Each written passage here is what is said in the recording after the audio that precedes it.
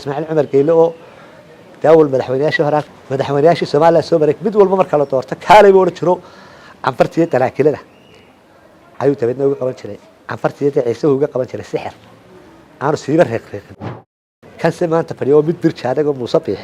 waa mid birjaadago macaakib canfartu markay yiraahdeen war kari maayo kaayagu hindi milyan 500 uga soo siiyay waa la socon milyan 500 hindi uga soo siiyay sixir milyan 500 loo soo siiyay sixirkii buu soo siiyay sixirku ku qaban lahayd kari waay yala sixray marka madaxweyne kasta uu saxraan kare October soo ma hayso bariya galbeedka dagaalka filo Soomaaliya waxa leeyahay war dagaalka u diyaar garooba war samay muxuu yahay waxa October la sugayo iyo warka weyn ee sheegayso in October laga dhur sugayo muxuu yahay waxaas waa la isweydiinaya October maxaa la sugaya maxaa dhici doona maxamedow waxa weeyaan sanado hore waxaan ogeyn inaad saadaalisay dagaalkii colaadii ka dhacday gobolka Sool iyo magaalada Laascaanood haatan waxaad sheegaysaa in bariga galbeedba bishan October ay lagu soo wajahan ay ka dhacayaan colaado bariga galbeedka Soomaaliland adigu sideed ku heshaa xogtan ma sirdoon baad tahay ma faal baad u rogtaa ma tusbax baad qaadat jirku wuxuu tubaaxshaa dabqada halbowlu xididadu darooran ama dhiigadaashan afku hadalka daaya dibnihiisa haysta doqon baa nasiib leh marka ay ku dooxdee birtaa kaala daashee kugu celisa daabke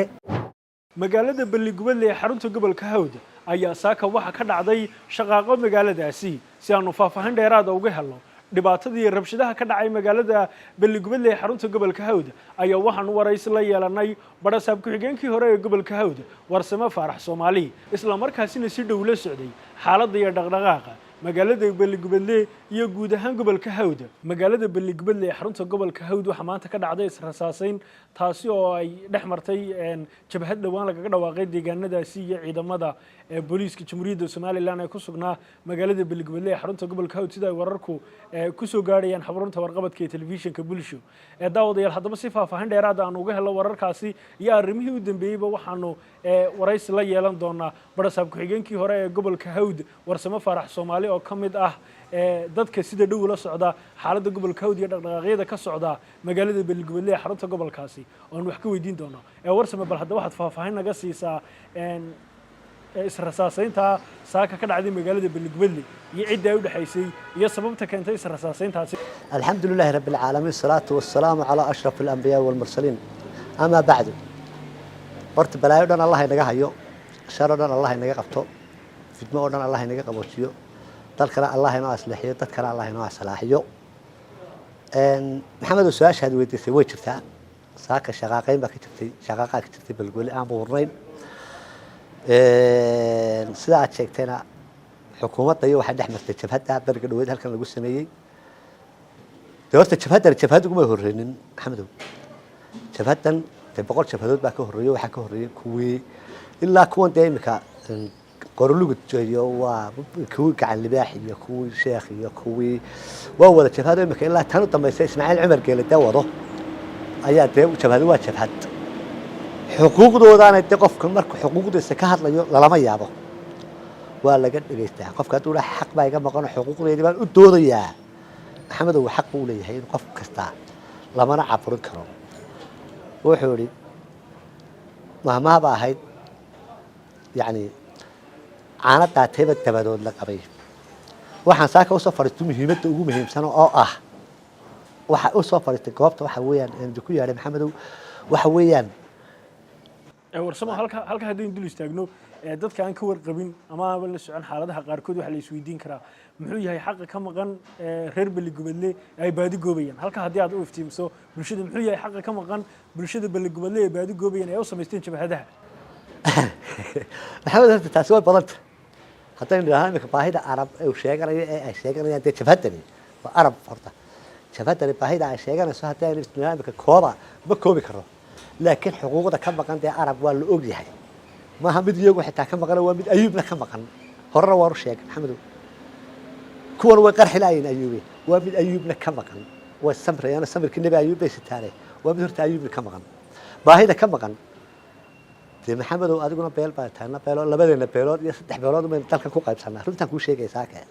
saddex beelood baynu dee ku qaybsanaa saddexda hafrood baynu ku qaybsanaa waxa weeye maxamedow wax badan baa ka maqan xuquuqdii waa in loo sinaadaa dalkii wixii yaalla dherigii deel gacanta lagu wada ritaa la wada haystaa la wada dhuuqaa laakiin aan madax noqdo maalkana aan dhaco magacana aan yeesho saddexdeena habrood maa maxamedow macaadigaa kugu daraya saakee saddexdeena habrood baa lagu yaqaana aan madax noqdo maalkana aan dhaco magacana aan yeesho dee waxa weeye ummaddu xaq waxay u leedahay inay hadasho waxay u baahan tahay inay ka hadasho bay xaq ugu leedahay ummaddu waxay u baahnaayeen baa inay ka maqato maaha inaan anag waatan hore kugu sheegay maxamedow shan wasiir yeesho kaasina shan wasiir yeesho kaasina shan wasiir yeesho kana mid yeesho waa kii dalka usoo halgamay arab halganka u badan waa loo soo wada halgamay sax laakiin halganka u badan nageeya dee arab u ahaa maxamedow arab xaq buu leeyahay inuu xuquuqdiisa ka hadlo xaqiisana ka hadlo jabhadda u samaysto markii laga dhegaysan waayey laakiin jabhaddan arab baan kuu sheegayaa waan la hadlayey waanu ka wada hadlaynay waxa weeyaan qarannimada de wax ma yeelayaan raallina kamaha qarannimada wixii wax yeelaya yani in far dhibaato xuni ku timaada dalkana ma ogola laakiin saaka way sii weydo waxaa la dheriga maxaa kuleelka ka keena dee karka dabkaa ka keena kuleelka waxa ka keena waxa weeye saaka arag xaqiisii buu hadlay kuwii dee reerahooda u tagay guryahooda galay buurahooda galay magaalooyinkooda golayeen wax kama liitoortayaan arab jabhadiisu inagu weynaan oo laisku weynayn waxay xaq u leeyihiin baanay doonayaan dee ha lagala hadlo wada hadal baa meesha muhiima anigu horta waanu tegaynaa ka jiiraan ahaan baan xitaa ku tegaynaa dawlad ahaan baan anigu ku tegi maayo annagoo ka ciidan galaa baanu tegaynaa imika waanan u tegaynaa galabta haddaanu tegoyna aroorta subaxa waan baxaynaa waanu la soo hadlaynaa arab laxajeclada u weyn dalka wuu hayaa laakiin wuxuu diiday buu arkay madaxweynaha markaa waxaan shaaka ka codsanayaa wax ciidani meesha ayuu tegin haddii imika intii khasaare ka dhacday waxaa la sheegay horta qof inan baa ku dhimatay labada dhinac dee kaxabad ka dhacday odhan mayna jabhaddaad shay waa dambi ciidanku inuu dilay in jabhadda xabaddeeda ku dhacday garamayna laakiin inan baa ilaahay ilahaa dee ku qaatay cidimay dilay ilaahay ilahaa baa dee ku qaatay allah u naxariisto jannada allaha geeyo inta ku dhaawacantayna allaha ku boodhagadhayo laakiin saaka waxaan madaxweynaha ka codsanayaa sharaf buu agteeda ku leeyahay abti leeyahay please ciidan meesha horta inaan loo dirin wada hadal iyo odayaal iyo ergaha lagu tago haddii ciidan saaka tago oo ciidankaa qalalaasa dambe ka dhaco oo ciddaba wax ku noqoto ku abshir hargeysaynu ku abshiraynaa ta ka dhacda taasaan idinku bushaareeya xukuumad ahaan waa haddayna xukuumad ahaan islaamka xukuumaddu dee afka islaamka xukuumaddu waa xukuumaddii dadkan iyo dalkan waxaan ka codsanayaa xukuumadda inaanay far dhaqaajinin warsamow haddii halkaan dul istaagno dadka qaarkood markaad leedahay ku abshira hargeysa ayaabay ka dhici doontaa waxaa loo arkaa hadalkaagaa kicin dadweyne iyo bulsho inaad kicinayso maanay ka qurux badna inaad tidhaahdo wada hadal iyo isku soo dhawaanshiyo iyo isku tanaasul hala sameeyo markaad leedahay hargeysa ka qarxaysaa maanay ahayn kicin dadweyne hadalkaagaas ma muuqanaya waa kuu sheegay waxuu yihi waxaan aqaanaa baaruudda dhagaa fudud maxamedow ma kicinayo waanigan madaxweynaha ka codsanaya inaanu ciidan meeshaa gelinin ciidana jabhaddaa u tegin cidina aanay u dhawaanin ilamaa odayaal iyo ergeyo reer somalilan oo xaq saaka oo looga leeyahay inay dadkaas waxay tabanayaan intay u tagaan soo weydiiyaan malihi waan kicinayaa arab baan kicinayaa malihi laakiin arab baan aqaanaa intaan arab ka aqaano ayuu baan anigu ka hadlaya waxaan ka codsanaya madaxweynaha horta reerka arab waxaan sheegaya dalkan waa dadka usoo dhimatayna ilaahay ka baqdo oo fidmad dambe haynagu abuura bartaa ku joojiya intaan idiin imanayna halkaa nagu suga annakaa soo dhaqaaqayna hadday jabhad tahay hadday salaadiin tahay annakaa idiin imanayna waxaa tabanaysaana dadka u sheegina xukuumaddan idinka gaarsiinana haddii horaa xukuumadda ugu guuldaraysateen haddana waa laidin soo jeesanaya waa la hadlaynaa marka waxaan kaloo sheegaya dalka somalilan waxaan sheegaya war cadow badan baynu yeelannay waxaan maqlayaa doorasho moorasho dheerasho waxaasaan maqlayaa war doorasho iyo moorasho maanta meelay taallo ma aragno doorasho iyo wax meelay taallo ma aragno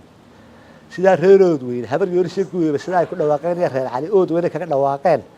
ay dadka u sheegayaan in nabadgelyadii la ilaashado oo dalka la xoreeyo marka dalka la dhisto la dhaqdo ee la hagaajisto intee doorasho dhacdaba waajib laakiin maba aanay loonaan wuxuu yiri Maxamed Cali Kaari waa mahma hore waa maba aanay lulaanine bal maxay ka leeftaa ayuu yidhi eg waxaan uga socdaa war maba hayno waxaynu dooranno doorasha ha dambayse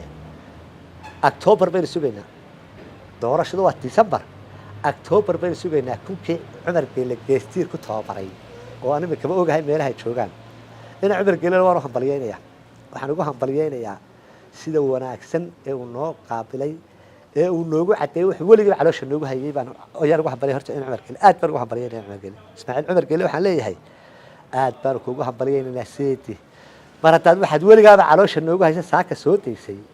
aad baan kuugu hambalyeynaya war samay muxuu yahay waxa October la sugayo iyo warka weyn ee sheegayso in October laga dhur sugayo muxuu yahay waxaas waa la isweydiinaya October maxaa la sugaya maxaa dhici doona maxamedow waxa weeyaan dhaxaan jalaade dhag baan jalaq balaysi bulsho wax badan weyn soo aragnay adiga waa ninkii horta hadalka iga soo dhuraa waa adiga suuqay keena waa tan hore loo sheegay kuli nacaalada ha ku soo degtay ninkii faaliya sixir bagara nacaalada ha ku soo degto laakiin aniga waa aqoontay intay tahay anigoo barafishakayga hore kugu sheegay wuxuu ahaa aqoontay intay tahay dhagahaygu intay tahay intan Soomaaliland isku jeedo anigu forumkan ku jeedaa dabadaan ku jeedaa ina cumar geele waan ogaa jabhadan geestiiru ku tababaray waan ogaa imika waa tagay anigu xitaa qolya fruuda baan ku soo wada hadalay labadan boostood dhexdooda charger ma ahayd meel halkaa charger iyo geestiir dhexdooda waan soo aragnay dawladdu inay saldhigto iyo wax naga siisa halkan anigaaba xitaa imika waxaan u dagaalamayaa imika anigu xuquuqdii waxaan u dagaalamayaa dadkii reer Jabuuti ee shacabka ahaa ee halkaa cunaha u haya Ismaaciil Cumar Geele ayaa horta anigu u dagaalamaya horena waan ugu soo dagaalamay oo reer Soomaaliland ma dadkii xoreeyay Jabuuti maantana waan u dagaalamayna dadkan marra biyaha ka xidhanaya marra laydhka ka xidhanaya marra shaaha ka xidhanaya wuxuu baahdhay inuu qadada ka xidho iyo quraacda mujrim daalina ayaa haysta markaa tiibaan horta imika anigu halgamaya ka halgami maayo Soomaaliland halgamay laakiin maanta waxaan u sheegayaa October soo inama hayso bari iyo galbeedka dagaalka filo bari iyo galbeedba halkii hore uu ka socday iyo halkan galbeedkaba dagaal baan ka filayaa Soomaaliland waxa leeyahay war dagaalka u diyaar garooba iska daaya budubataada hadalka joojiya naanada joojiya doorashada joojiya warwaaba laydan hayaaye halka ka diyaar garooba Ismaaciil Cumar Geele oo daawul madaxweynayaashii hore halkaan aan ku yar qaldama seedigay madaxweynayaashii Soomaaliland soo maray mid walba marka la doorto kaalay buu jiro canfartiye dalaakilada ayuu tabadna uga qaban jiray canfartiye ciise uga qaban jiray sixir aanu siiba reeqreeqin kan maanta fadhiyo mid bir jaadago Muuse Biixi waa mid jaadago macaakib canfartu markay yiraahdeen war kari maayo kaayagu hindi milyan 500 uga soo siiyay waa la socon milyan 500 hindi uga soo siiyay maxaa milyan 500 loo soo siiyay sheegaysa sixirkii uu soo siiyay sixirka qawlaa uu kari waa yala sixray marka madaxweyne kasta uu saxraani karo maxaa cadeen loo hayaa taas inuu sixray madaxweyne kasta waxa loo hayaa siiraayo xooga jaafa juglaabay horta Ismaaciil cigaal baa ina qabsaday isagoo jaafa juglo xooga buu naga tago isagoo xanuunsan inuu yimid daahir yaalaan ayaa na qabsaday safarka horey kaala buu yahay uu tago isagoo silan buu noo yimid oo xanuunsanaya siinaayo waadiga ogaay markuu tagay isagoo xanuunsan inuu kala yimid oo cagaaba ka socon la Muuse Biixi isagoo uu kari waayay buu ka yimid ilaa kolkaa imika waxaan u sheegayaa ummadda dhaqamada ma naqaan inagu sixirka waxaas ku socdaa Ismaaciil Cumar Geele markuu tiisaco weydana wuxuu ku tala galay inuu dabshido dabkiina waa ka shiday warsamo haddii halkaan dul istaagno eedaynta aad sheegaysaa sixirka aakhiriga adduunyada qof muslim markuu ku eedaynaya qof kale oo muslina inuu sixir iyo fal sameeyay waa mid aad u adag adigoo aakhiradaada iyo adduunyada labadaba eegaya cadaymaa jira mise mal awal adigu samaysanayso in sixirkaasi jiro maxamedow horta xukuumadii waxa la bakala waa sideedaba aan ku sheegay all the war xukuumad iyo sixir iyo faaliyo laba kala waayo boojtay Muuse Biixi inuu isticmaalay ma oran karo uu isticmaalay laakiin xukuumad iyo faaliyo sixir adigu baad aqoon baad u leedahay xukuumadaha lagama waayo wuxuu dalka ku duleystay oo ku baaba'saday xoog maaha waxaan ka codsanayaa dadweynaha reer Jabuuti furud way soo socotaa la shaqeeya horta taasaan ka tagay dadweynaha reer Jabuuti waxaan ka codsanayaa iyo ciidankaba ciidan badan oo imika baan soo aragnay way jiraan oo ka soo horjeeda Ilaahay nacan laakiin waxaan ka codsanayaa inay la shaqeeyaan jabhadaha waa taa dee ciisaba uu ka saaray ee arkaysaan odax gobe inuu yidhi maar saaq kama cuni kartee uuna boorre ka saaray dalka waa taa arkaysaan inuu saaq soo eryaday ina geela arab ugu dambeeyey waa taa arkaysaan inuu garabuursi baabi'saday xoolahooda iyo hantidooda waa ka mid jareer iyo mid sawaaxil iyo mid reerkooda iyo mid balaayo u qaybinaya hantidii dadka ummadda war waxaasayna ka qabanayna jabuuti isagu wuxuu isleeyahay qaba somaliland soomaaliya qaba laakiin waxayna ka qabanaynaa hantidii ummadda iyo ummaddan cunaha hayo ayayna ka qabanaynaa saaka waxaan uga socdaa ninka doonaya doorashow dagaal baa ka horeeya waan kuu sheegaya ninka doonaya doorashow tayna maa soo noqonaya ninka doonaya doorashow dagaal baa ka horeeya u diyaargarooba anigu in dhaweyd waan aamusnaado jirku wuxuu dubaaxshaa damqaada halbowlu xididadu darooran ama dhiiga daashan afku hadalka daaya dibnihiisa haysta doqon baa nasiib leh marka ay ku dooxde birtaa kaala daashe kugu celisa daabke waxayse doodi furan tahay ruux ku daraan jiray markaad ku digatee xaq uu ku daroore allahayow nin daacada allahayow nin daaliina deeqdaada ha u siimi ayaa hadalka soo gabagabeynaya asalaamu calaykum warsamo faarax soomaali haddaynu halkaa dul istaagno waxaa tiri oktoobar bariga galbeed baa colaad ayaa somaliland kaga soo wajahan sanado hore waxaynu ogeyn inaad saadaalisay dagaalkii colaaddii ka dhacday gobolka sool iyo magaalada laascaanood haatanna waxaad sheegaysaa in bariga galbeedba bishan oktoobar ay nagu soo wajahaan ay ka dhacayaan colaado bariga galbeedka somalilandba adigu sideed ku heshaa xogtan ma sirdoon baad tahay ma faal baad u rogtaa ma tusbax baad qaadataa sideed ku heshaa xogtan adigu markaad leedahay waxay dhacayaan saadaashada sanadkii horena ay rumowday haatanna aad leedahay oktoobar somaliland waxa kusoo wajahaadin muujado iyo colaado kaga imanaya bariga galbeedba sideed ku heshay xogtan maxamed horta waan dhamaynay hadalkii heestii baan kusoo gabagayay laakiin haddaad ka daba keentay su-aasha waa su-aal sax waa su-aal wanaagsan horena waan uga jawaabay su-aasha maalin hore oo malaamaad waad nala joogtay inan kale iga duubaya bulsho horta anigu waa tvga waa bulsho oo tviyada igu dhagaa fudud leh ee warbaahinta caalamka meel walba gaarsiya maxamedow waxa weeye waan kuu sheegay waxaan ku dhac